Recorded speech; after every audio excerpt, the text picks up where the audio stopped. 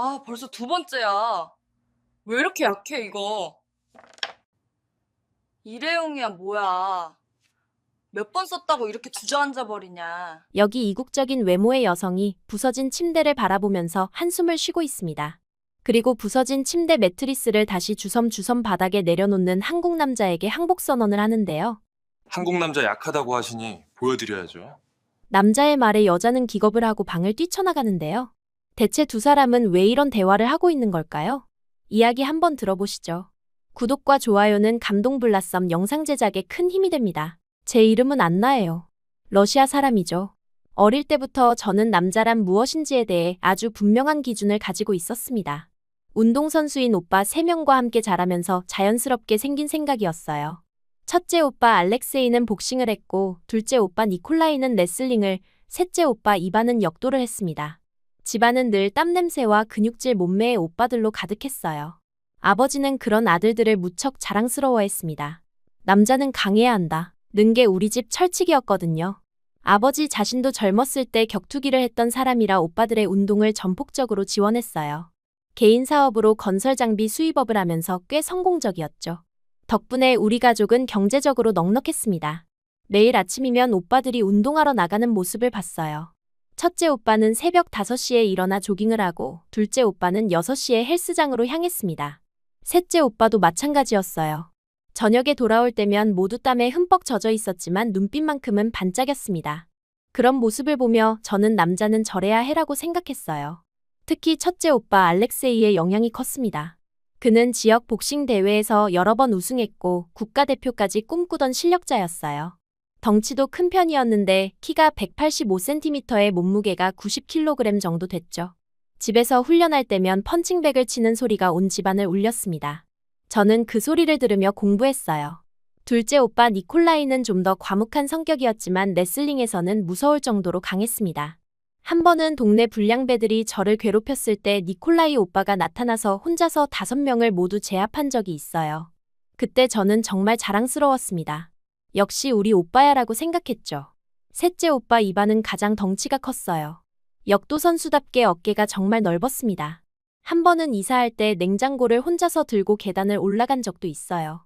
이웃들이 모두 나와서 구경할 정도였습니다. 저는 그런 오빠들을 보며 자랐어요. 아버지도 오빠들 못지않게 강인한 사람이었습니다. 사업을 할 때도 절대 굽히지 않는 성격이었어요. 한 번은 거래처에서 부당한 요구를 했을 때 아버지가 단호하게 거절하는 모습을 봤습니다. 남자는 옳지 않은 일에 절대 굴복하면 안 된다. 는 게 아버지 철학이었어요. 저는 그런 환경에서 자라면서 자연스럽게 남자에 대한 기준이 생겼습니다. 강해야 하고, 의연해야 하고, 무엇보다 물리적인 힘이 있어야 한다고 생각했어요. 학교에서 만나는 남학생들도 늘 그런 기준으로 평가했습니다. 키가 작거나 마른 남학생들을 보면 저런 애는 남자답지 않아라고 생각했어요. 제가 고등학교 3학년이 되던 해 모든 게 바뀌기 시작했습니다. 아버지가 믿고 있던 동업자 보리스가 배신을 한 거예요. 그는 몰래 다른 업체와 계약을 맺고 우리 회사의 주요 고객들을 빼돌렸습니다. 더 심각한 건 회사 자금까지 유용했다는 사실이었어요. 처음에 아버지는 믿지 않으려 했습니다. 보리스는 아버지의 오랜 친구였거든요. 함께 사업을 시작한 지 벌써 15년이 넘었어요. 하지만 증거들이 하나둘 나오면서 아버지의 얼굴은 점점 굳어졌습니다. 저는 아버지가 그렇게 절망하는 모습을 처음 봤어요. 회사가 망하면서 오빠들에게 지원할 돈도 없어졌습니다. 운동선수로 활동하려면 장비비, 코치비, 대회 참가비 등 돈이 많이 들거든요. 특히 첫째 오빠 알렉세이는 국가대표 선발전을 앞두고 있던 시점이었는데 갑자기 모든 지원이 끊어진 거죠. 오빠들의 반응은 각각 달랐습니다. 알렉세이 오빠는 분노했어요. 집에서 물건을 던지고 소리를 지르며 화를 냈습니다. 이제 어떻게 하라는 거야? 라며 아버지에게 따졌죠. 니콜라이 오빠는 말없이 방에 틀어박혀 나오지 않았어요. 이반 오빠는 술을 마시기 시작했습니다. 집안 분위기는 최악이었습니다. 매일 밤 오빠들과 아버지 사이에 말다툼이 벌어졌어요. 때로는 물리적인 충돌도 있었습니다. 특히 알렉세이 오빠가 심했어요. 술에 취해서 아버지에게 당신 때문에 내 인생이 망했다 고 소리치는 일도 있었습니다. 더 끔찍한 건 빚쟁이들이 집으로 찾아오기 시작한 거예요. 처음에는 정중하게 왔지만 점점 위협적으로 변했습니다. 한 번은 새벽 2시에 대문을 두들기며 큰 소리로 협박하는 남자들도 있었어요. 저는 무서워서 이불을 뒤집어 쓰고 떨었습니다. 아버지는 하루하루 늙어가는 것 같았어요. 머리카락에 흰 것들이 늘어났고 얼굴에는 깊은 주름이 생겼습니다. 예전처럼 당당하던 모습은 찾아볼 수 없었어요. 저는 그런 아버지를 보며 가슴이 아팠습니다. 그러던 어느 날 전화벨이 울렸어요. 아버지가 받았는데 목소리가 조금 밝아지는 것 같았습니다. 전화를 끊고 나서 아버지가 말했어요.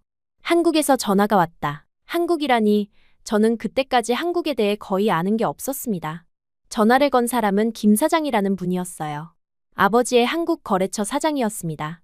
몇 년 전부터 아버지 회사와 거래를 해왔던 분이죠. 아버지는 그분에 대해 정말 신뢰할 만한 사람이라고 늘 말했어요. 사업은 신뢰다 라는 철학을 가지고 있다고 했습니다. 김 사장님이 우리 회사 상황을 어떻게 알았는지는 모르겠어요. 아마 업계 소문을 들었을 수도 있고 거래가 갑자기 중단된 걸 이상하게 여겼을 수도 있습니다. 어쨌든 그분은 아버지에게 안부를 물으며 무슨 일인지 물어봤다고 해요. 아버지는 처음에 상황을 숨기려고 했답니다. 자존심이 있으니까요. 하지만 김 사장님이 계속 관심을 보이며 물어보자 결국 솔직하게 털어놓았어요. 동업자의 배신, 회사 파산, 가족들의 절망까지 모든 걸 말했습니다. 그런데 김 사장님의 반응이 의외였어요. 그런 일이 있었군요. 정말 안타깝습니다. 라고 말하더니 며칠 후에 러시아로 가겠다 고 했답니다. 아버지는 깜짝 놀랐어요. 한국에서 러시아까지 와서 뭘 하겠다는 건지 이해할 수 없었거든요. 정말로 3일 후에 김 사장님이 모스크바 공항에 도착했습니다. 아버지가 마중을 나갔는데 돌아올 때 표정이 좀 이상했어요. 반신반의하는 것 같았습니다. 김 사장님을 집으로 모시고 와서 저녁 식사를 대접했어요. 김 사장님은 생각했던 것보다 평범한 분이었습니다. 키도 그리 크지 않았고 목소리도 조용했어요. 식사를 하면서 김 사장님이 말씀하셨습니다. 사업이라는 게 원래 파도와 같습니다. 올라갈 때도 있고 내려갈 때도 있어요. 중요한 건 포기하지 않는 것이죠. 그리고 아버지를 똑바로 바라보며 말했어요. 당신의 사업은 충분히 가치가 있습니다. 저는 그걸 믿습니다. 아버지의 눈에 눈물이 고였습니다. 몇 달 만에 처음 보는 모습이었어요. 하지만 지금 상황이 라고 말을 시작하자 김 사장님이 손을 들어 막았습니다. 상황은 바뀔 수 있어요. 제가 도와드리겠습니다. 그 자리에서 김 사장님은 구체적인 제안을 했어요. 회사 재건을 위한 자금 지원, 한국 시장 진출 도움, 그리고 무엇보다 오빠들을 한국으로 보내서 현장 경험을 쌓게 해주겠다고 했습니다. 젊은이들에게는 새로운 경험이 필요해요. 라고 말씀하셨어요. 아버지는 선뜻 믿기 어려워했습니다. 왜 우리를 도와주시려는 건가요? 라고 물었어요. 김 사장님은 잠시 생각하더니 말했습니다.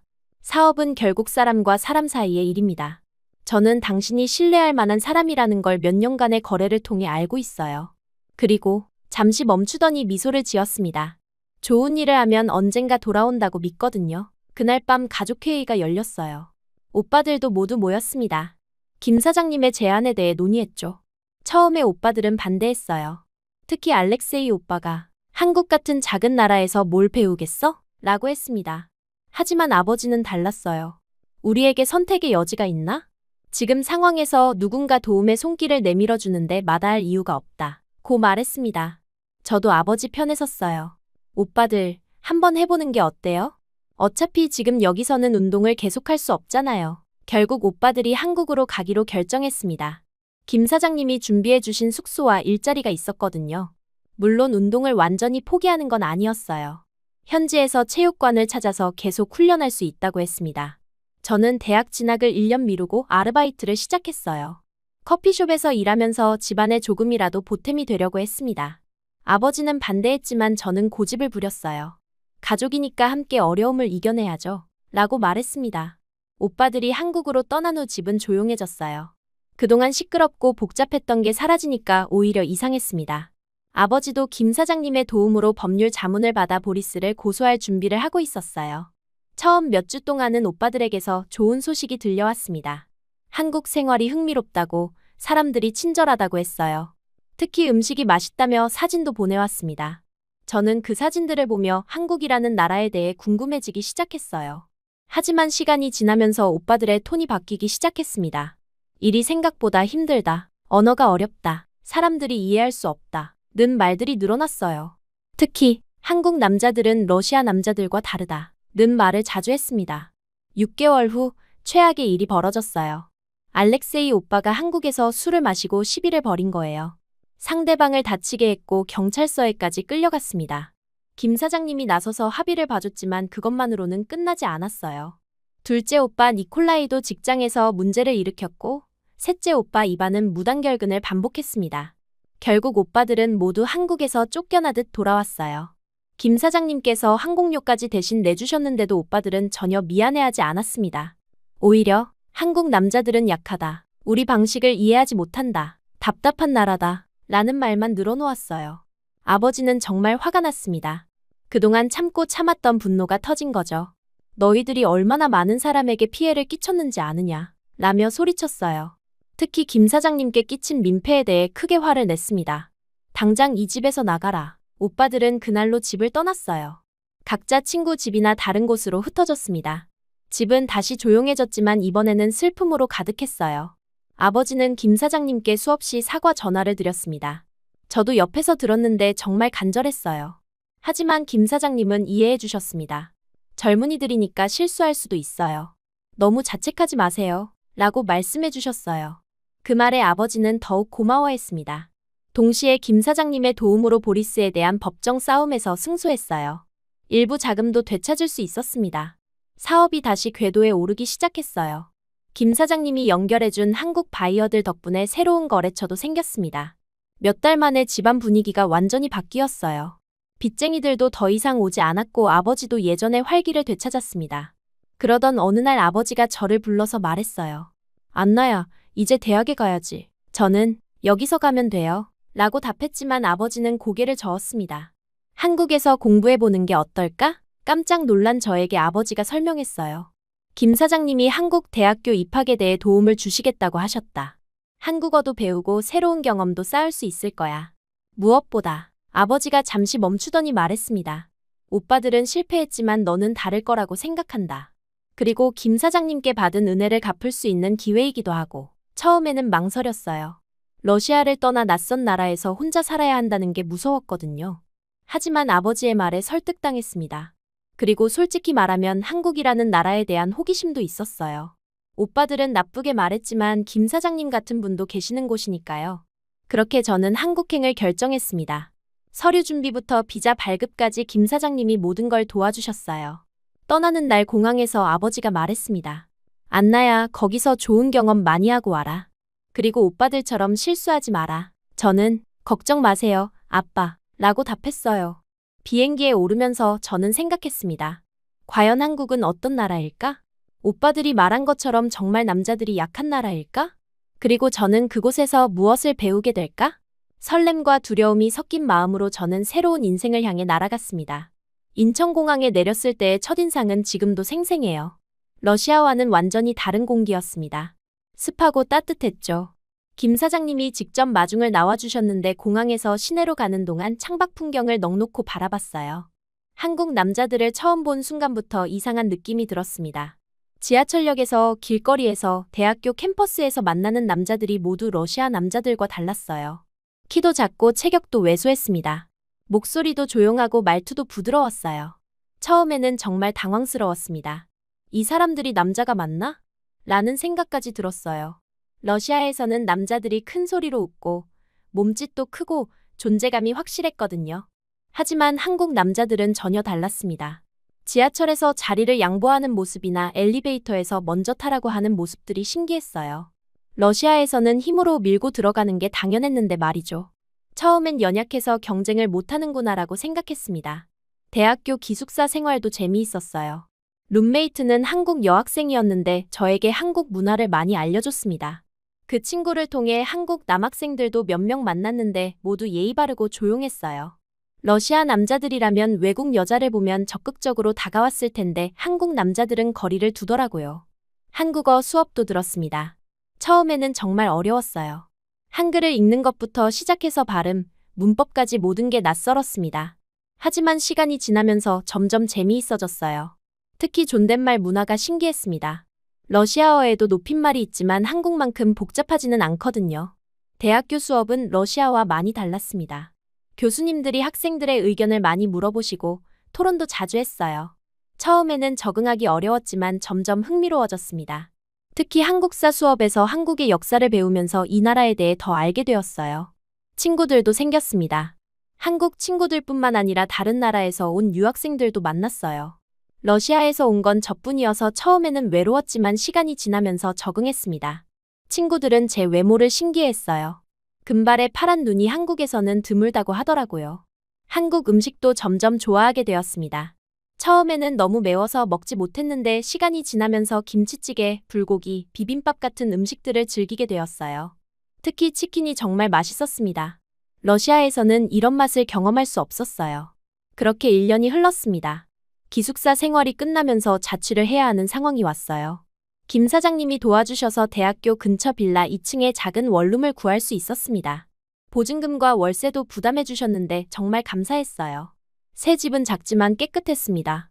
원룸이지만 제게는 충분했어요. 화장실, 작은 부엌 그리고 생활 공간이 하나로 연결된 구조였습니다.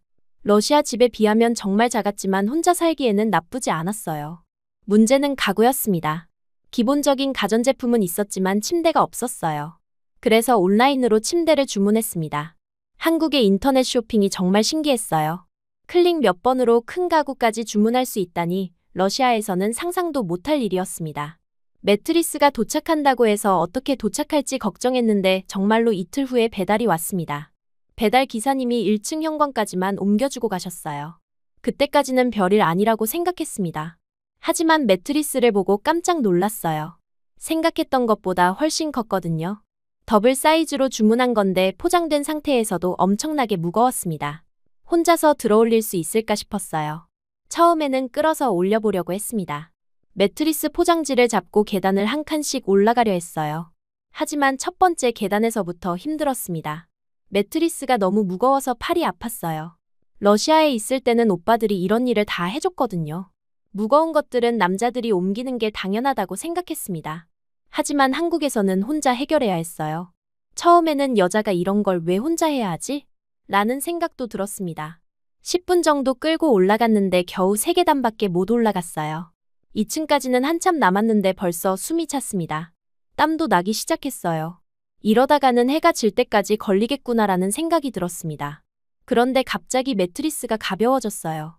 뭔가 이상해서 뒤를 돌아봤는데 누군가 매트리스 아래쪽을 들고 있었습니다. 깜짝 놀라서 그 사람을 봤어요. 한국 남자였는데 키는 그리 크지 않았고 체격도 보통이었습니다. 러시아였다면 경계했을 거예요. 모르는 남자가 갑자기 나타나서 도와준다면 분명 다른 의도가 있다고 생각했겠죠. 하지만 한국에서는 달랐습니다. 사람들이 친절하다는 걸 1년 동안 경험했거든요. 그래서 고맙습니다 라고 인사했어요. 그 남자는 괜찮아요, 도와드릴게요 라고 답했습니다. 목소리가 정말 부드러웠어요. 러시아 남자들의 굵직한 목소리와는 완전히 달랐습니다. 속으로는 여전히 의심스러웠어요. 저렇게 마른 체격으로 뭘 도와줄까? 라는 생각이 들었습니다. 러시아에서 봤던 남자들에 비하면 정말 왜소해 보였거든요. 하지만 막상 함께 매트리스를 들어보니 생각보다 힘이 있었어요. 계단을 올라가면서 그 남자를 슬쩍 관찰했습니다. 나이는 20대 후반 정도로 보였고 평범한 티셔츠와 청바지를 입고 있었어요. 특별해 보이지 않는 평범한 한국 남자였습니다. 하지만 매트리스를 들고 올라가는 모습은 의외로 안정적이었어요. 2층에 도착해서 제 방 앞에 매트리스를 내려놨습니다. 그때 그 남자가 혹시 안으로 들여다 놓을까요? 라고 물었어요. 저는 잠시 망설였습니다. 모르는 남자를 집 안으로 들이는 건 조심스러웠거든요. 하지만 매트리스를 혼자서 집 안으로 옮기는 것도 어려워 보였어요. 문도 좁고 방향을 바꿔가며 들어가야 했습니다. 결국 네, 부탁드려요 라고 답했어요. 어차피 한국은 안전한 나라라고 들었으니까요. 그 남자는 신발을 벗고 조심스럽게 집 안으로 들어왔습니다.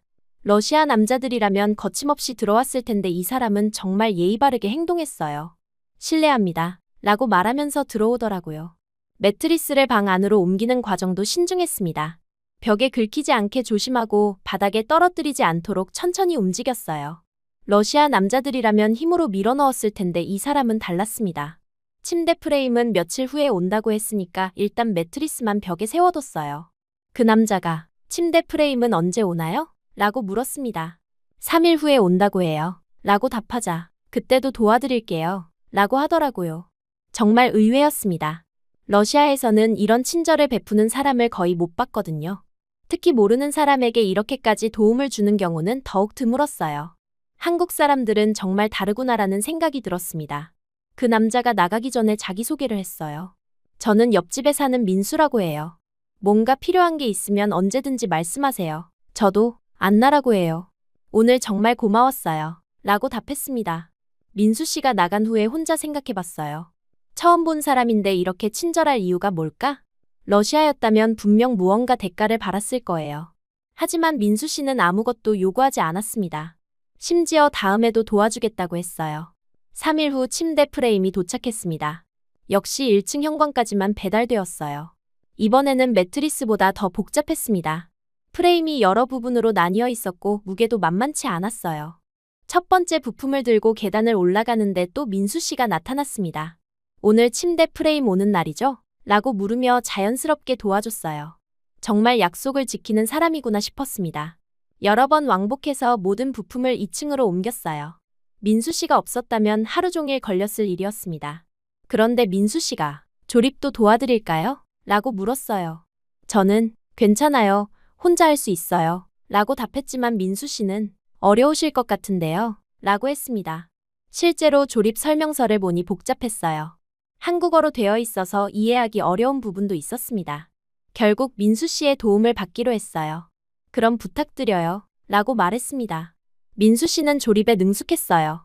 설명서를 보며 차근차근 따라했습니다. 나사를 조이고 부품을 맞추는 모습이 정확했어요.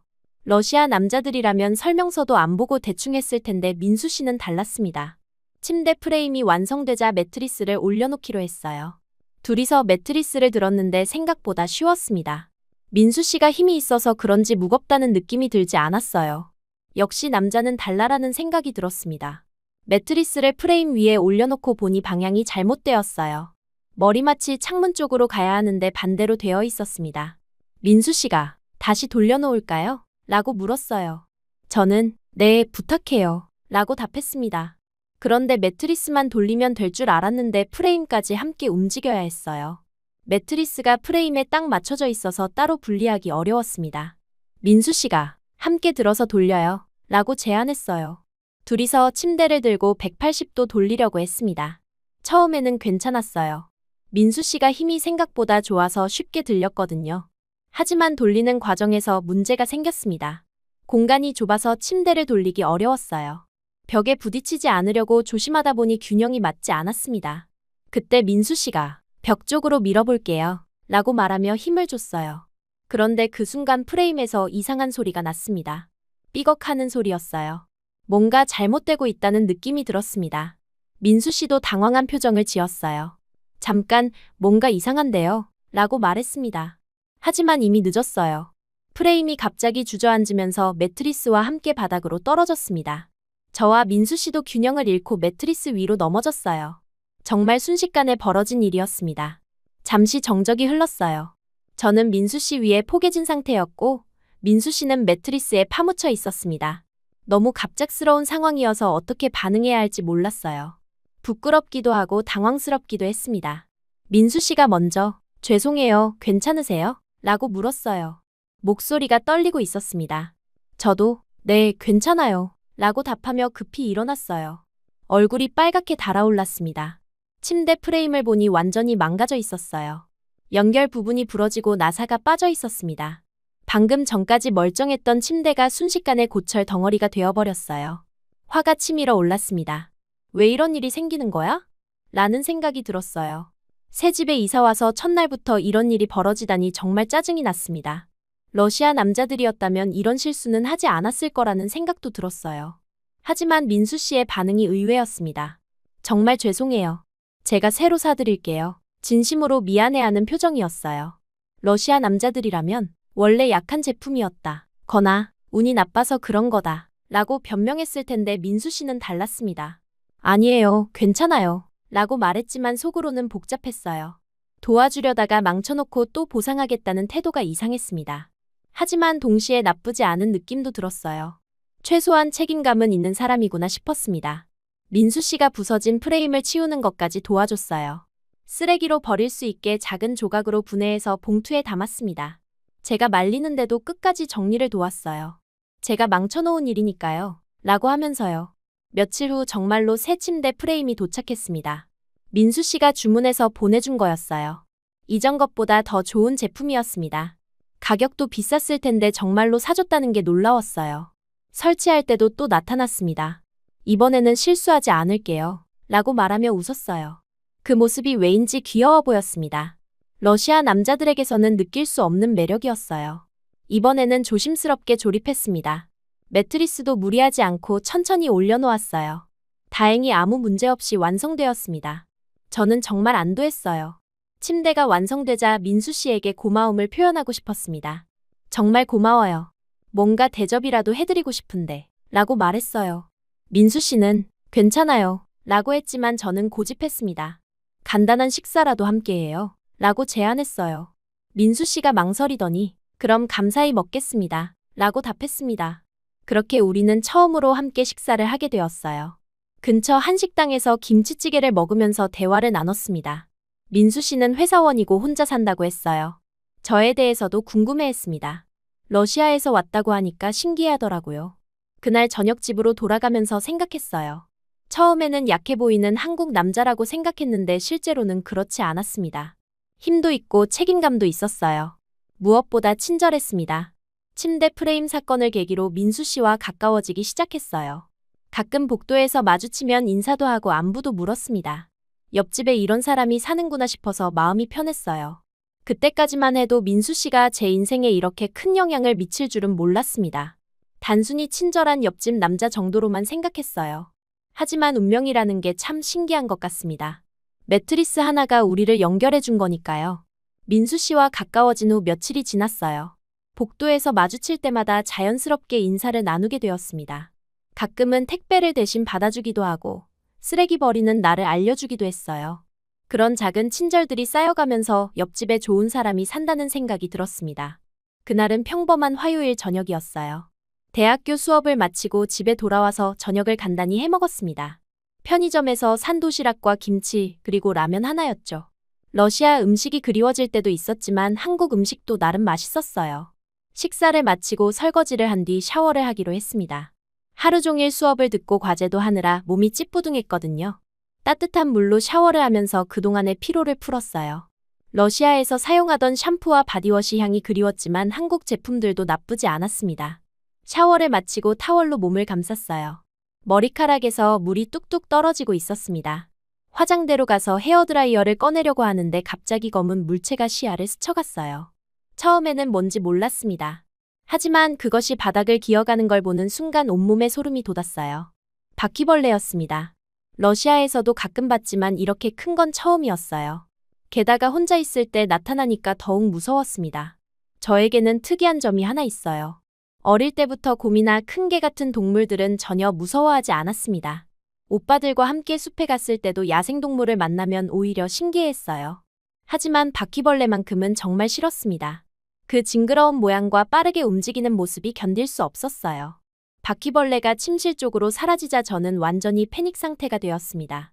어디로 갔는지 알 수 없으니까 더욱 무서웠어요. 침대 밑에 숨어 있을 수도 있고 옷장 뒤에 있을 수도 있었습니다. 생각만 해도 끔찍했어요. 으악! 소리가 저절로 나왔습니다. 러시아에서는 이런 소리를 내본 적이 없었는데 말이죠. 타월을 꽉 잡고 화장실 문간에 서서 발을 동동 굴렀어요. 들어갈 수도 없고 그렇다고 나올 수도 없는 상황이었습니다. 그때 누군가 문을 두드리는 소리가 들렸어요. 괜찮으세요? 무슨 일이에요? 민수 씨 목소리였습니다.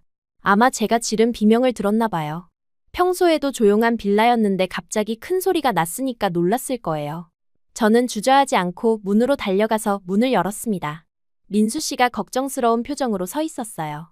바퀴벌레가 나왔어요. 잡아주세요. 라고 간절히 부탁했습니다. 그때까지는 제가 타월만 두르고 있다는 걸 깜빡했어요. 민수 씨가 깜짝 놀라며 손으로 눈을 가렸습니다. 옷부터 입으세요. 목소리가 당황스러워 보였어요. 그제야 제 상황을 깨달았지만 바퀴벌레가 더 시급했습니다.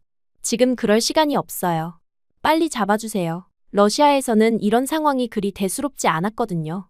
가족들 앞에서는 물론이고 가까운 사람들과는 자연스러운 일이었습니다. 하지만 한국은 달랐나 봐요. 민수 씨가 계속 눈을 가리고 있으니까 문화 차이를 느꼈습니다.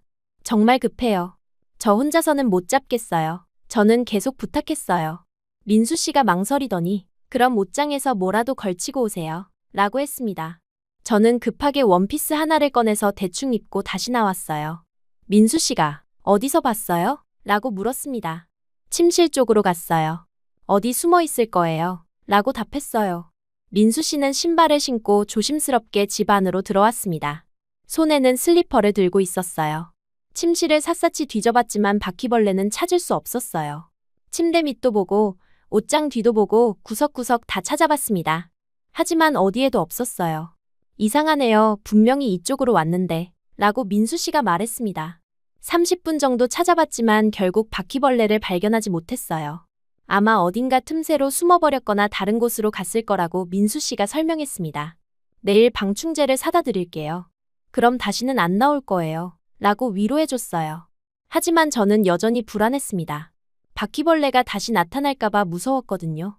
특히 밤에 자다가 나타나면 어떡하지 싶었어요.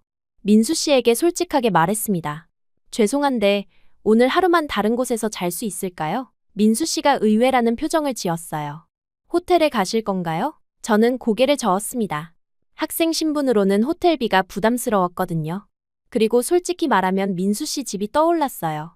바로 옆집이니까 편할 것 같았습니다. 혹시 민수 씨 집에서 하룻밤만 재워주실 수 있나요? 부끄러웠지만 용기를 내서 물어봤어요. 민수 씨가 깜짝 놀라며 그건 좀 라고 망설였습니다. 아마 한국에서는 이런 일이 흔하지 않나 봐요. 제가 나가서 찜질방에서 잘게요. 집은 안나 씨가 쓰세요. 라고 민수 씨가 제안했어요.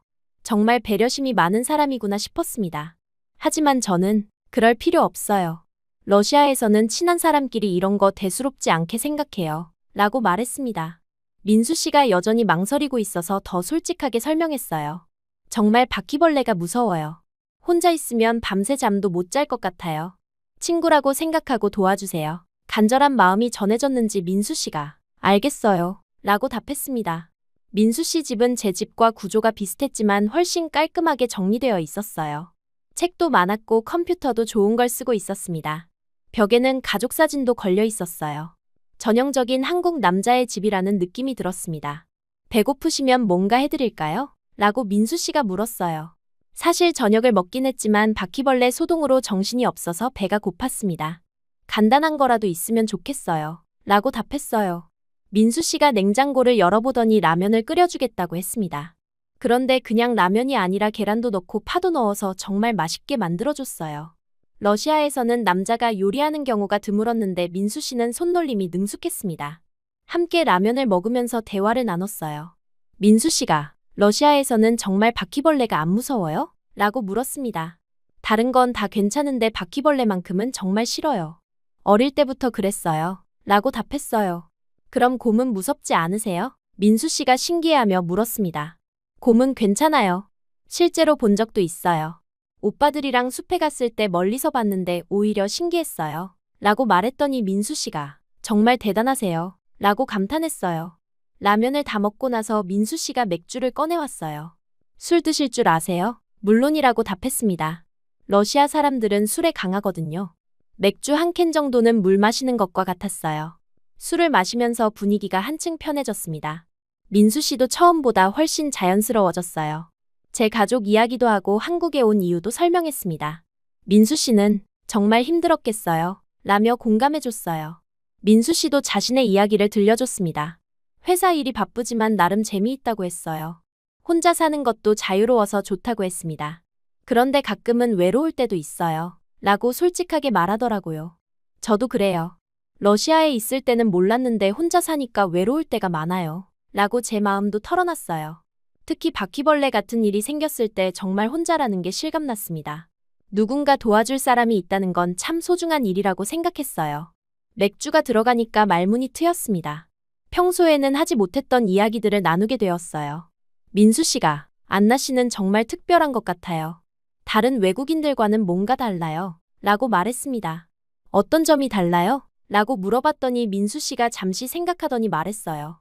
솔직하고 자연스러워요. 그리고 강한 것 같으면서도 귀여운 면도 있고요. 갑자기 부끄러워졌지만 기분은 나쁘지 않았습니다. 저도 용기를 내서 솔직한 마음을 말했어요. 사실 처음에는 한국 남자들이 약해 보인다고 생각했어요. 러시아 남자들과 비교하면서요. 그런데 민수 씨는 달라요. 민수 씨가 어떻게 다른가요? 라고 물었습니다. 다른 한국 남자들은 저에게 관심을 보여도 눈길이 안 갔어요. 그런데 이상하게 민수 씨에게는 마음이 가요. 정말 솔직한 고백이었어요. 술 때문인지 아니면 분위기 때문인지 자연스럽게 나온 말이었습니다. 민수 씨의 얼굴이 빨갛게 되었어요. 저도 그래요. 안나 씨를 처음 봤을 때부터 뭔가 특별하다고 생각했어요. 도와드리고 싶고 더 알고 싶고 목소리가 점점 작아졌지만 진심이 전해졌습니다. 그 순간 둘 사이에 묘한 기류가 흘렀어요. 서로의 마음을 확인한 순간이었습니다. 민수 씨가 조심스럽게 제 손을 잡았어요. 러시아 남자들의 거친 손과는 달리 부드럽고 따뜻했습니다. 자연스럽게 가까워졌고 민수 씨가 저를 안아줬어요. 처음에는 조심스럽게, 그 다음에는 더 단단히 안아줬습니다. 러시아 남자들의 강한 포옹과는 다른 느낌이었어요. 부드럽지만 든든한 느낌이었습니다. 그날 밤 많은 일이 있었어요. 서로의 마음을 확인하고 더 가까워졌습니다. 처음에는 조심스럽게 시작됐지만 점점 열정적으로 변했어요. 민수 씨가 생각보다 훨씬 남자답다는 걸 알게 되었습니다. 특히 놀란 건 민수 씨의 체력이었어요. 겉보기에는 마른 편이었는데 의외로 힘이 있었습니다. 저를 쉽게 들어올리기도 하고 오랫동안 지치지 않았어요. 러시아 남자들에 비해 약할 거라고 생각했던 제 선입견이 완전히 깨졌습니다. 그런데 문제가 하나 생겼어요. 민수 씨 침대가 1인용이어서 너무 좁았거든요. 둘이 함께 있으니까 침대가 견디지 못하고 삐걱거리기 시작했어요. 괜찮아요? 라고 민수 씨가 걱정했지만 저는 신경 쓰지 않았습니다. 하지만 결국 침대 프레임이 버티지 못하고 무너져 버렸어요. 매트리스와 함께 바닥으로 떨어졌습니다. 저희 둘 다 깜짝 놀라서 웃음이 터졌어요. 이번엔 제 침대네요. 라고 민수 씨가 웃으며 말했습니다. 그 순간 저는 깨달았어요. 한국 남자가 약하다는 제 생각이 완전히 틀렸다는 걸요. 민수 씨는 겉으로는 조용하고 부드러워 보이지만 실제로는 전혀 약하지 않았습니다. 오히려 러시아 남자들과는 다른 방식의 강함을 가지고 있었어요. 이제 한국 남자는 약하다고 비웃을 수 없겠구나라고 속으로 생각했습니다. 완전한 항복이었어요. 제가 가지고 있던 편견이 모두 사라진 순간이었습니다. 민수 씨 같은 사람이 있다면 한국 남자들에 대해 다시 생각해봐야겠다고 결심했어요. 다음 날 아침에 일어나서 학교에 가야 했어요.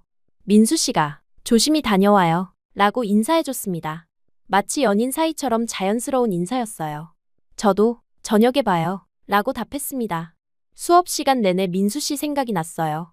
집중이 잘 안 되었습니다. 친구들이 왜 이렇게 기분이 좋아 보여? 라고 물어봤지만 대답하기 어려웠어요. 아직 정리되지 않은 감정들이 있었거든요. 수업이 끝나고 집으로 돌아가는 길에 설렘과 부끄러움이 동시에 들었습니다. 어젯밤 일들이 꿈만 같았어요. 정말로 일어난 일인지 확신이 서지 않았습니다. 하지만 민수 씨를 만나면 알 수 있을 거라고 생각했어요. 집에 도착해서 짐을 정리하고 민수 씨 집 문을 두드렸습니다. 문이 열리자 민수 씨가 미소를 지으며 어서 와요 라고 말했어요. 어색할 줄 알았는데 오히려 자연스러웠습니다. 어젯밤에 제가 말을 시작하려는데 민수 씨가 웃으면서 말했어요. 집주인 아저씨가 아래층에서 올라와서 혼냈어요. 너무 시끄러웠다고. 깜짝 놀라서 정말요? 라고 물었더니 집에서는 좀 그런 것 같아요. 라고 농담조로 말했습니다. 그 말에 둘 다 동시에 웃음이 터졌어요. 어색할 수도 있는 상황인데 오히려 더 가까워진 느낌이었습니다. 민수 씨의 유머 감각도 마음에 들었어요. 러시아 남자들은 이런 상황에서 화를 냈을 텐데 민수 씨는 웃어넘겼습니다. 그날부터 저희 관계는 완전히 달라졌어요. 연인이 되었다고 해야 할까요? 공식적으로 고백을 주고받은 건 아니었지만 서로의 마음은 분명했습니다. 매일 만나서 함께 식사도 하고 이야기도 나눴어요. 민수 씨를 알아갈수록 한국 남자들에 대한 제 생각이 바뀌었습니다. 겉으로는 조용하고 부드러워 보이지만 속으로는 깊은 생각과 강한 의지를 가지고 있었어요. 러시아 남자들과는 다른 방식이지만 충분히 매력적이었습니다. 특히 민수 씨의 배려심이 인상적이었어요. 제가 힘들어할 때는 먼저 알아차리고 도와줬습니다. 작은 일에도 관심을 가져줬어요.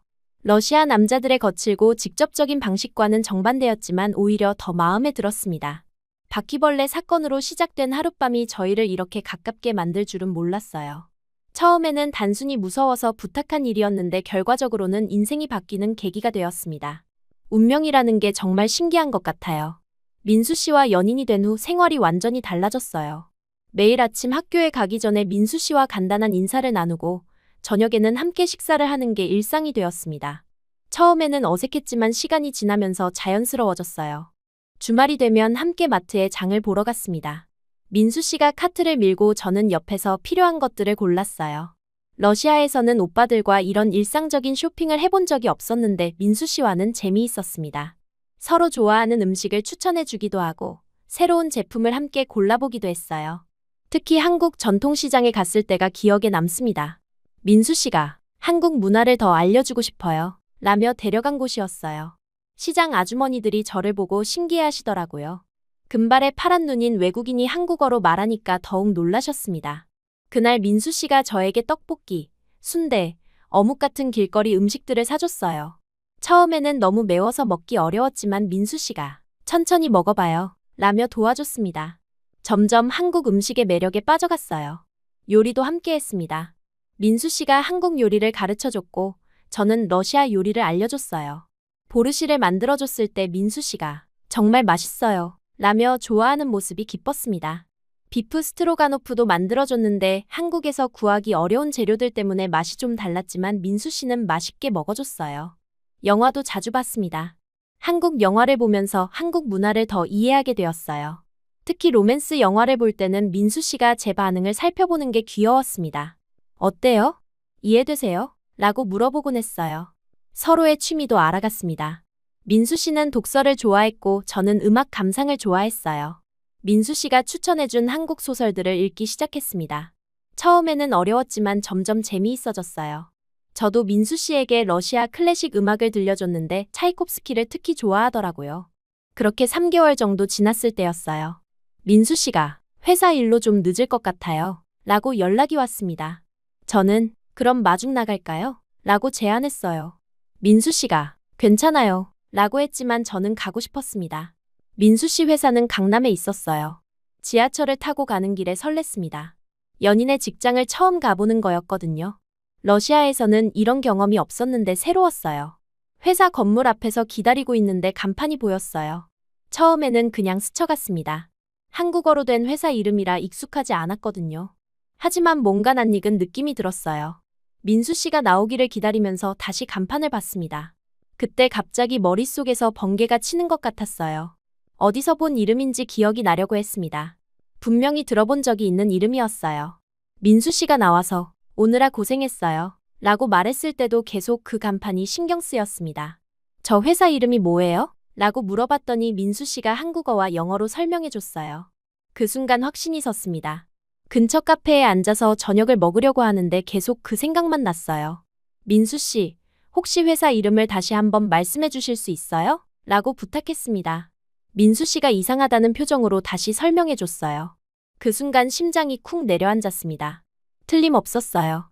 아버지의 회사를 도와준 바로 그 한국 거래처였습니다. 김 사장님이 운영하는 회사였어요. 어떻게 이런 일이 가능할까요? 너무 놀라서 말이 나오지 않았습니다. 민수 씨가 왜 그래요? 어디 아픈가요? 라고 걱정했어요. 저는 떨리는 목소리로 상황을 설명했습니다. 제 아버지를 도와주신 한국 회사가 바로 민수 씨 회사인 것 같아요. 민수 씨도 깜짝 놀랐어요. 정말요? 어떻게 그런 일이? 라고 말하다가 갑자기 뭔가 떠오른다는 표정을 지었습니다. 혹시 아버지 성함이 어떻게 되세요? 아버지 이름을 말하자 민수 씨의 눈이 커졌어요. 정말 맞는 것 같아요. 우리 삼촌이 그 일을 자주 얘기했거든요. 러시아 사업가를 도와준 일 말이에요. 민수 씨가 흥분해서 말했습니다. 그럼 우리 삼촌이 안나 씨 아버지를 도운 거네요. 정말 믿을 수 없는 일이었어요. 세상이 이렇게 좁을 수가 있을까요? 수많은 한국 남자들 중에서 하필 김 사장님의 조카와 만나게 되다니 말입니다. 운명이라는 말 말고는 설명할 방법이 없었어요. 눈물이 핑 돌았습니다. 기쁨과 놀라움이 섞인 눈물이었어요. 정말 신기해요. 어떻게 이런 일이 일어날 수 있죠? 라고 물었더니 민수 씨도 저도 믿어지지 않아요. 라고 답했습니다. 그날 밤 바로 아버지에게 전화를 걸었어요. 시차 때문에 러시아는 새벽이었지만 아버지는 깨어 계셨습니다. 상황을 설명하자 아버지가 한참 말이 없으시더라고요. 안나야, 정말이냐? 아버지의 목소리가 떨리고 있었어요. 네, 정말이에요. 제가 사귀는 남자친구가 김 사장님의 조카예요. 아버지가 세상에 라고 중얼거리시더니 갑자기 웃기 시작했습니다. 이런 일이 있을 수 있구나. 정말 귀한 인연이다. 아버지가 진심으로 기뻐하시는 게 느껴졌어요. 그 집안은 정말 좋은 사람들이야. 김 사장님만 봐도 알 수 있잖니. 아버지의 축복을 받는 것 같아서 마음이 따뜻해졌습니다. 하지만 문제는 오빠들이었어요. 며칠 후 아버지가 오빠들에게 소식을 전했는데 반응이 완전히 달랐습니다. 특히 첫째 오빠 알렉세이가 강하게 반대했어요. 안나가 한국 남자와 사귄다고 화가 난 목소리였어요. 아버지가 김 사장님 조카라고 했잖아 라고 설명해도 그게 뭐가 중요해? 한국 남자는 한국 남자야 라고 고집했습니다. 둘째 오빠 니콜라이도 마찬가지였어요. 한국에서 망신당하고 온 게 어제 일인데 벌써 잊었어? 셋째 오빠 이반은 안나를 한국 남자한테 뺏길 순 없어 라고 했습니다. 오빠들이 이렇게 반응할 줄 알았지만 실제로 듣고 보니 마음이 아팠어요. 민수 씨는 정말 좋은 사람인데 편견 때문에 제대로 평가받지 못하는 게 안타까웠습니다. 더 큰 문제는 오빠들이 직접 한국에 와서 민수 씨를 만나보겠다고 한 거예요. 그 남자가 정말 우리 안나에게 어울리는지 확인해야겠어 라고 알렉세이 오빠가 말했습니다. 아버지는 말리셨지만 오빠들은 이미 결심한 상태였어요. 특히 한국 남자들이 얼마나 약한지 직접 보여주겠다 는 말까지 했습니다. 정말 걱정이 되었어요. 민수 씨에게 상황을 설명했을 때 민수 씨의 반응이 의외였어요. 괜찮아요. 만나 뵙고 싶었어요. 라고 담담하게 말했습니다. 하지만 오빠들이 좀 까다로울 거예요. 라고 경고했는데도 안나 씨 가족이니까 당연히 만나야죠. 라고 했습니다. 일주일 후 오빠들이 한국에 도착했어요. 공항에 마중 나간 순간부터 긴장됐습니다. 오빠들의 표정이 심각했거든요. 특히 알렉세이 오빠는 그 남자 어디 있어? 라고 바로 물었습니다. 숙소로 가는 길에 오빠들이 한국에 대한 불만을 쏟아냈어요. 역시 작은 나라야. 사람들도 다 작고 이런 곳에서 뭘 배우겠어? 같은 말들이었습니다. 1년 전 한국에서의 실패가 아직도 상처로 남아있는 것 같았어요. 다음 날 민수 씨와 오빠들이 만나는 자리를 마련했습니다. 한식당에서 만났는데 분위기가 험악했어요. 오빠들이 민수 씨를 위아래로 훑어보는 시선이 무례할 정도였습니다. 민수 씨는 정중하게 인사했어요. 안나 씨 오빠님들을 만나 뵙게 되어서 영광입니다. 라고 말했는데 오빠들의 반응은 차가웠습니다. 알렉세이 오빠가 영어로 해. 라고 했는데 민수 씨가 유창한 영어로 다시 인사했어요. 식사 중에 오빠들이 민수 씨를 계속 테스트했습니다. 직업이 뭐야? 월급은 얼마나 받아? 우리 안나를 어떻게 책임질 건데? 같은 질문들이었어요. 민수 씨는 차분하게 모든 질문에 답했습니다. 하지만 분위기는 나아지지 않았어요. 특히 니콜라이 오빠가 한국 남자들은 체력이 약하다던데 라고 도발적으로 말했을 때 제가 끼어들고 싶었지만 참았습니다. 민수 씨가 어떻게 반응할지 궁금했거든요. 민수 씨는 미소를 지으며 체력이 중요하다고 생각하세요? 라고 되물었어요. 당연하지. 남자라면 힘이 있어야 해. 라고 이반 오빠가 답했습니다. 그때 민수 씨가 그럼 한번 확인해 보시겠어요? 라고 제안했어요. 오빠들이 서로 눈을 마주쳤습니다. 예상치 못한 반응이었거든요. 알렉세이 오빠가 무슨 뜻이야? 라고 물었더니 민수 씨가 체육관에서 운동을 함께 해보면 어떨까요? 라고 답했어요. 그렇게 해서 다음날 체육관에서 만나기로 했습니다. 오빠들은 신이 났어요. 드디어 한국 남자의 실력을 확인할 수 있겠군. 이라며 좋아했습니다. 저는 걱정이 되었지만 민수 씨는 괜찮아요. 라고 안심시켜줬어요. 그날 밤 민수 씨에게 정말 괜찮을까요? 오빠들이 운동선수 출신이라서 라고 걱정을 표현했어요. 민수 씨가 안나 씨를 위해서라면 뭐든 할 수 있어요. 라고 말하는데 목소리에 결연함이 느껴졌습니다. 혹시 운동 경험이 있으세요? 라고 물어봤더니 민수 씨가 잠시 망설이더니 군대에서 조금 배웠어요. 라고 답했어요. 그때까지는 민수 씨가 어떤 군 복무를 했는지 자세히 물어본 적이 없었거든요. 어떤 부대에서 복무하셨어요? 라고 다시 물었을 때 민수 씨의 표정이 좀 진지해졌어요. 특수부대였어요. 하지만 별거 아니에요. 라고 담담하게 말했습니다. 그 순간 뭔가 다른 면이 있을 것 같다는 생각이 들었어요. 다음 날이 되어서야 민수 씨의 진짜 모습을 알게 되었습니다. 체육관에서 벌어진 일은 정말 충격적이었어요. 제가 가지고 있던 한국 남자에 대한 마지막 편견까지 완전히 사라진 순간이었습니다. 그날 아침 일찍 체육관으로 향했어요. 오빠들은 전날 밤부터 들뜬 상태였습니다.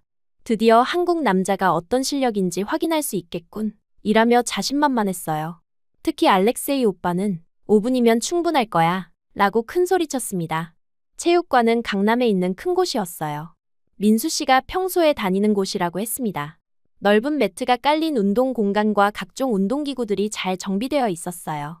오빠들이 시설을 둘러보면서 그럭저럭 괜찮네 라고 평가했습니다. 민수 씨가 도착했을 때 운동복 차림이었어요. 평소에 봤던 정장 입은 모습과는 달랐습니다. 체격이 생각보다 탄탄해 보였어요. 하지만 오빠들에 비하면 여전히 작아 보였습니다. 오빠들도 운동복으로 갈아입었어요. 러시아에서 가져온 레슬링복을 입은 알렉세이 오빠의 모습은 정말 위압적이었습니다. 니콜라이 오빠도 마찬가지였고요. 이반 오빠는 역도 선수답게 어깨가 정말 넓었어요. 준비운동부터 시작했습니다. 오빠들이 러시아식 준비운동을 하는 모습에 체육관 사람들이 관심을 보였어요. 특히 알렉세이 오빠가 하는 복싱 섀도우 복싱은 정말 전문가 수준이었습니다. 민수 씨는 조용히 스트레칭을 했어요. 동작이 정확하고 군더더기가 없었습니다. 체육관 관장님이 와서 오늘 뭔가 특별한 일이 있나요? 라고 물어봤는데 민수 씨가 가족분들과 운동하는 거예요. 라고 답했어요. 첫 번째 대결은 알렉세이 오빠와 민수 씨였습니다. 알렉세이 오빠가 레슬링 기본기부터 가르쳐 줄게 라며 으스대었어요. 민수 씨는 잘 부탁드려요 라고 정중하게 인사했습니다. 알렉세이 오빠가 기본적인 그래플링 자세를 보여줬어요. 이렇게 해서 상대방을 넘어뜨리는 거야. 쉽지? 민수 씨는 집중해서 지켜봤습니다. 그리고 한번 해봐도 될까요? 라고 물었어요. 처음에는 알렉세이 오빠가 일부러 봐주는 것 같았어요. 민수 씨의 공격을 쉽게 막아내면서 아직 멀었어 라고 웃었습니다. 저도 역시 오빠가 훨씬 강하구나라고 생각했어요. 하지만 시간이 지나면서 분위기가 바뀌기 시작했습니다. 민수 씨의 움직임이 점점 날카로워졌어요. 알렉세이 오빠가 이상한데 라고 중얼거렸습니다. 민수 씨가 갑자기 낮은 자세로 들어가면서 오빠의 다리를 걸었거든요.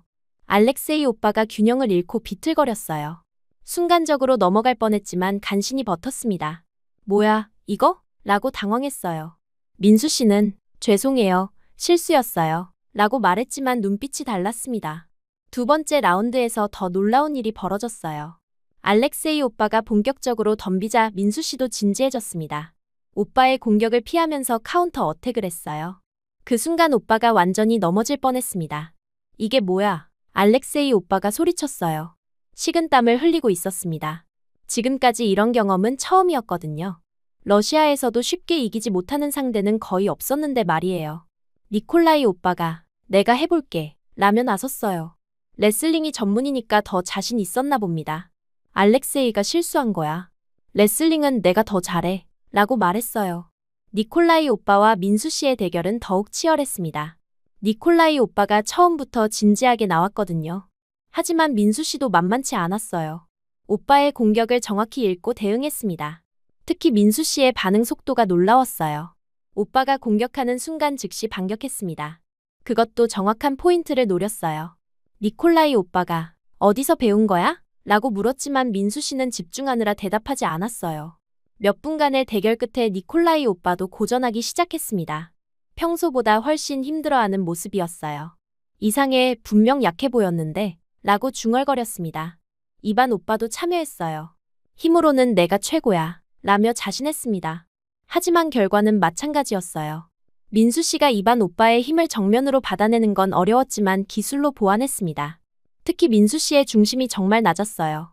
이반 오빠가 힘으로 밀어도 쉽게 밀리지 않았습니다. 그리고 적절한 타이밍에 오빠의 힘을 이용해서 역공을 했어요.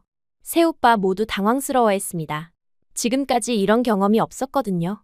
러시아에서는 체급이 비슷한 상대들을 쉽게 이겼는데 민수 씨는 달랐어요. 작은 체격이지만 정말 강했습니다. 이게 말이 되냐? 알렉세이 오빠가 분노했어요. 분명 우연일 거야. 다시 해보자 라고 고집했습니다. 하지만 결과는 같았어요. 오히려 시간이 지날수록 민수 씨가 더 유리해졌습니다. 그때 민수 씨가 처음으로 입을 열었어요. 잠깐 쉬면서 이야기할까요? 차분한 목소리였습니다. 오빠들은 숨을 헐떡이고 있었는데 민수 씨는 여유가 있어 보였어요. 물을 마시면서 민수 씨가 설명했습니다. 한국 남자들은 모두 군복무를 합니다. 저도 2년 동안 군대에서 훈련을 받았어요. 오빠들이 군대가 뭐가 대수야? 라고 무시했지만 민수 씨는 계속 말했어요. 특수부대에서 복무했습니다. 거기서 배운 격투술이 있어요. 러시아 스포츠 기술과는 다르지만 실전에서는 효과적이죠. 그제야 오빠들이 민수 씨를 다시 보기 시작했어요. 한국은 여전히 분단 국가입니다. 모든 남자가 나라를 지킬 준비를 하고 있어요. 민수 씨의 목소리에 자부심이 느껴졌습니다. 덩치가 크지 않아도 우리 방식으로 충분히 강할 수 있습니다. 그 말을 들으니까 저도 가슴이 뭉클해졌어요. 지금까지 한국 남자들을 약하다고만 생각했는데 다른 관점에서 보게 되었습니다. 체격이 작아도 정신력과 기술로 충분히 강할 수 있다는 걸 깨달았어요. 오빠들의 표정도 변했습니다. 특히 니콜라이 오빠가 그럼 한국 군대가 그렇게 강한 거야? 라고 물었어요. 민수 씨가 세계에서 손꼽히는 군사력을 가지고 있습니다. 라고 답했습니다. 알렉세이 오빠가 우리는 스포츠로만 싸워봤는데 실전은 다르구나. 라고 인정했어요. 이반 오빠도 힘만으로는 부족한 거였구나. 라며 수긍했습니다. 분위기가 완전히 바뀌었어요. 처음에는 민수 씨를 무시하던 오빠들이 이제는 존경하는 눈빛으로 바라봤습니다. 정말 대단해. 라고 알렉세이 오빠가 말했어요. 그때 저도 용기를 냈습니다. 오빠들, 이제 알겠죠? 민수 씨는 정말 좋은 사람이에요. 오빠들이 고개를 끄덕였어요. 그리고 저는 민수 씨와 결혼할 거예요. 결혼? 새 오빠가 동시에 소리쳤어요. 아직 그 정도까지는 생각 못했나 봅니다. 하지만 저는 확신이 있었어요. 네, 민수 씨와 결혼하고 싶어요. 민수 씨도 깜짝 놀란 표정이었어요. 아직 정식으로 프러포즈를 받지도 않았는데 제가 먼저 말해버린 거였거든요. 하지만 후회하지 않았습니다. 안나야, 알렉세이 오빠가 말을 시작했는데 목소리가 부드러웠어요. 정말 그 마음이 확실하냐? 네, 확실해요. 라고 답했습니다. 니콜라이 오빠가 민수 씨에게 물었어요. 당신은 어떻게 생각해요? 민수 씨가 잠시 망설이더니 저도 안나 씨와 결혼하고 싶습니다. 라고 답했어요. 이반 오빠가 그럼 우리가 뭐라고 하겠어? 라며 웃었어요. 안나가 좋아한다면 우리도 찬성이야. 새 오빠 모두 동의했습니다. 그날 저녁 아버지에게 전화를 걸었어요. 오빠들과 민수 씨가 만난 결과를 보고했습니다. 아버지가 오빠들이 인정했다고 놀라워하시더라고요. 네, 민수 씨가 정말 강했어요. 오빠들도 깜짝 놀랐어요. 라고 설명했습니다. 아버지가 역시 김 사장님 가문이구나. 라며 기뻐하셨어요. 그리고 아빠, 저 민수 씨와 결혼하려고 해요. 이 말에 아버지가 한참 조용하셨어요. 그러더니 정말 확실하냐? 라고 물으셨습니다. 네, 확실해요. 민수 씨는 정말 좋은 사람이에요. 아버지가 깊게 숨을 쉬시더니 그럼 아빠도 찬성한다. 라고 말씀하셨어요. 김 사장님께도 좋은 소식이 되겠구나. 오빠들도 전화를 바꿔받아서 아버지에게 상황을 설명했어요. 정말 강한 남자예요. 우리가 무시한 게 미안할 정도로 라고 알렉세이 오빠가 말했습니다. 그렇게 가족 모두의 동의를 받게 되었어요. 처음에는 반대했던 오빠들도 민수 씨의 실력을 직접 확인하고 나서는 완전히 마음을 바꿨습니다. 민수 씨도 정말 다행이에요. 라며 안도했어요. 오빠님들이 인정해 주셔서 기뻐요. 라고 말했습니다. 그리고 이제 정식으로 결혼 준비를 해야겠네요. 라고 웃었어요. 그날 밤 오빠들과 함께 술을 마셨습니다. 분위기가 완전히 달라졌어요. 처음에는 적대적이었는데 이제는 민수 씨를 동생처럼 대했습니다. 한국에 와서 제대로 배우고 간다. 라고 니콜라이 오빠가 말했어요. 우리가 너무 편견을 가지고 있었구나. 라며 반성했습니다. 이반 오빠도 다음에 또 와서 민수한테 더 배우고 싶어. 라고 했어요. 민수 씨가 언제든지 환영해요. 라고 답했습니다. 알렉세이 오빠가 안나야, 정말 좋은 남자를 만났구나. 라고 말했어요. 우리가 무시해서 미안했어. 그 말에 정말 기뻤습니다. 드디어 모든 갈등이 해결된 것 같았어요. 가족들의 인정도 받았고 민수 씨와의 미래도 확실해졌습니다. 이제 정말 한국에서 새로운 인생을 시작할 수 있을 것 같았어요. 오빠들이 민수 씨를 인정한 후 모든 게 빠르게 진행되었어요. 가족회의에서 결혼 날짜를 정하고 준비를 시작했습니다. 아버지는 정말 기뻐하셨고 김 사장님께서도 축하해 주셨어요. 두 가문이 이렇게 인연으로 맺어진다는 게 신기했습니다. 결혼 준비 과정이 정말 흥미로웠어요. 한국의 결혼 문화와 러시아의 결혼 문화가 많이 달랐거든요. 한복도 입어봤고 웨딩드레스도 골랐습니다. 민수 씨 어머니께서 한복을 직접 골라주셨는데 정말 아름다웠어요. 특히 패백 준비가 인상적이었습니다. 한국의 전통 의식인데 시부모님께 절을 올리고 인사드리는 거였어요. 러시아에는 없는 문화라서 처음에는 어색했지만 의미를 알고 나니까 좋았습니다. 민수 씨 부모님도 정말 좋으셨어요. 처음에는 외국인 며느리에 대해 걱정하셨을 수도 있는데 만나보시고는 완전히 마음을 여셨습니다. 민수가 좋은 사람을 만났구나 라며 기뻐하셨어요. 시어머니께서 한국 요리를 가르쳐 주셨어요. 김치 담그는 법부터 시작해서 각종 반찬 만들기까지 배웠습니다. 처음에는 어려웠지만 점점 재미있어졌어요.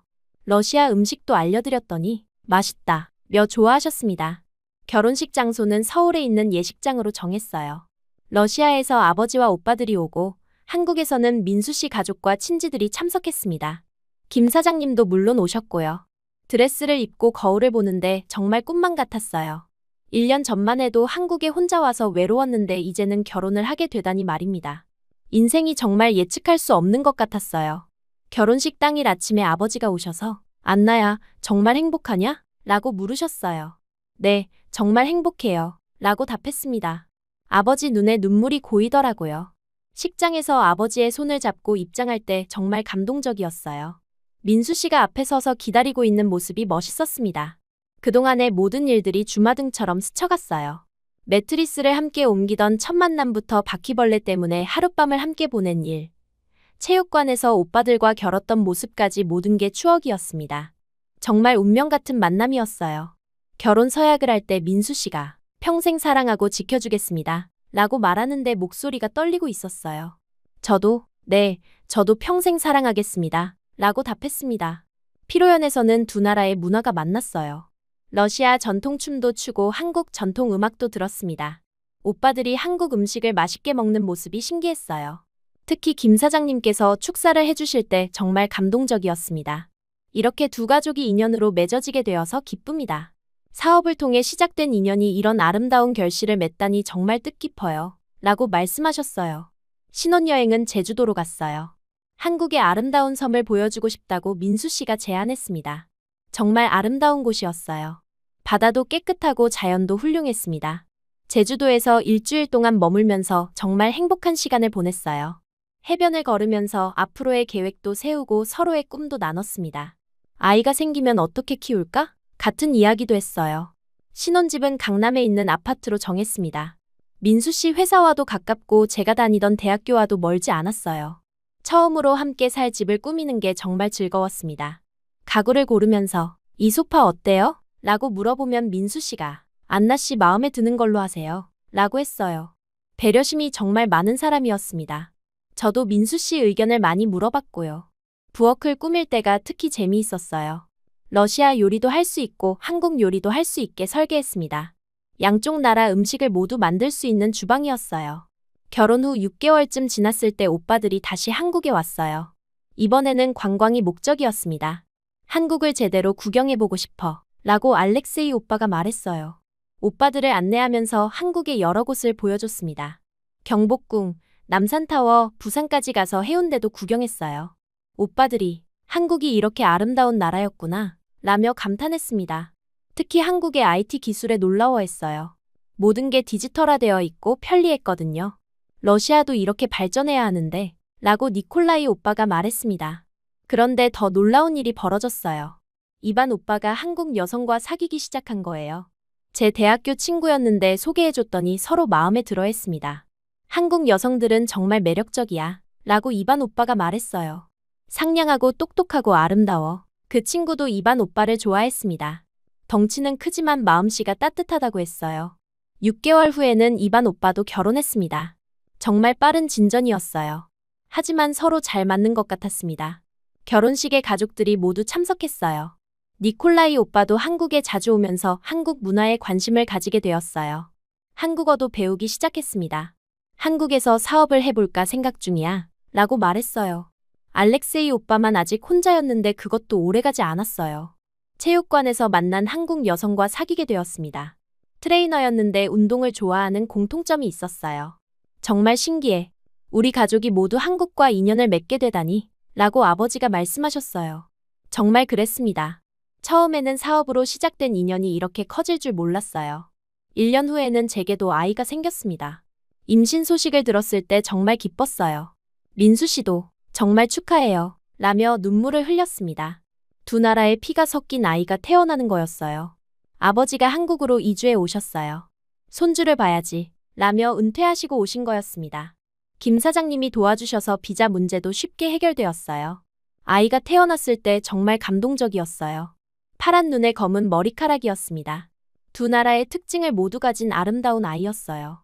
이름은 지안이라고 지었습니다.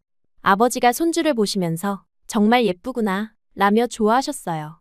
민수 씨 부모님도 마찬가지였습니다. 우리 손주가 제일 예뻐 라고 하시면서 돌봐주셨어요. 지안이가 자라면서 두 나라 언어를 모두 배웠어요. 집에서는 한국어와 러시아어를 번갈아 사용했습니다. 아이가 마마 라고 러시아어로 부르다가 엄마 라고 한국어로 부르는 게 신기했어요. 2년 후에는 둘째도 태어났습니다. 이번에는 아들이었어요. 이름은 민준이라고 지었습니다.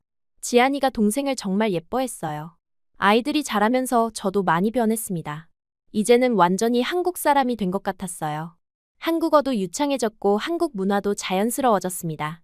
특히 아이들 교육에 신경을 많이 썼어요. 두 나라의 문화를 모두 알려주고 싶었거든요. 러시아 동화도 읽어주고 한국 전래 동화도 들려줬습니다. 민수 씨도 아빠가 되면서 더욱 성숙해졌어요. 아이들을 정말 잘 돌봤습니다. 안나 씨 덕분에 이런 행복을 알게 되었어요. 라고 자주 말했어요. 이제는 과거에 한국 남자는 약하다 고 생각했던 제 자신이 부끄럽습니다. 진정한 강함은 물리적인 힘이 아니라 책임감과 사랑에서 나오는 것임을 깨달았어요. 민수 씨를 보면서 한국 남자들의 진짜 매력을 알게 되었습니다. 부드럽지만 강하고 조용하지만 깊이가 있고 겸손하지만 자신감이 있어요. 러시아 남자들과는 다른 방식의 멋이 있었습니다. 가끔 처음 매트리스를 함께 옮기던 그날을 생각해요. 만약 그때 민수 씨가 도와주지 않았다면 어땠을까요? 우연히 보인 바퀴벌레가 없었다면 어땠을까요? 모든 게 운명이었던 것 같습니다. 지금 저는 한국을 진정한 고향이라고 생각해요. 러시아에서 태어났지만 한국에서 진짜 인생을 시작했습니다. 사랑하는 남편과 아이들 그리고 따뜻한 가족들이 있는 이곳이 제 집이에요. 아이들에게도 항상 말해줍니다. 엄마는 한국에서 정말 소중한 것들을 많이 배웠어. 편견을 버리고 마음을 열면 새로운 세상이 보인다는 걸 알게 되었지. 앞으로도 민수 씨와 함께 행복한 가정을 꾸려나갈 예정이에요. 아이들이 자라서 두 나라의 문화를 자랑스러워할 수 있도록 키우고 싶습니다. 그리고 저처럼 편견 없이 세상을 바라볼 수 있는 사람으로 성장하기를 바라요. 한국에서의 새로운 삶은 계속됩니다. 매일매일이 감사하고 행복해요. 처음 한국에 왔을 때의 두려움과 외로움은 이제 추억이 되었습니다. 대신 사랑과 희망으로 가득한 미래를 향해 나아가고 있어요.